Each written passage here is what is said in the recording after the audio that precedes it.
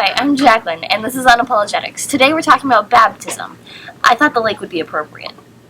In literature and movies, water is often symbolic for rebirth, or it's a source of life. For all Christians, baptism is a sign that we're reborn again as children of God. It washes away the stain of original sin and is necessary so that we can be saved.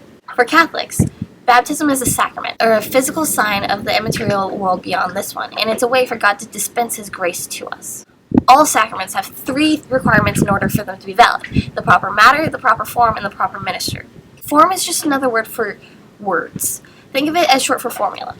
In this case, the proper form is I baptize you in the name of the Father, the Son, and the Holy Spirit. This combination of words is called the Trinitarian formula.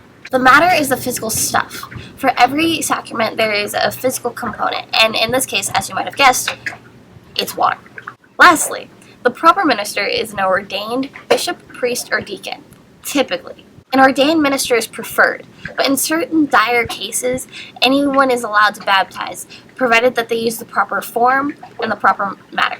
These are the basic requirements for the sacrament. However, a lot of times it's surrounded by much more pomp and circumstance. There will be a reception with cake, there will be songs, there will be a reading with a reflection, all sorts of other things surrounding. This is the way a majority of people are baptized, but there are a few exceptions. Because Catholics believe that baptism is required for salvation, there are a couple other types of baptism. Baptism by explicit desire is when a person says, I want to be baptized, but dies before they can actually be baptized. They have just as good a chance of getting into heaven as anyone else who's lived a good life.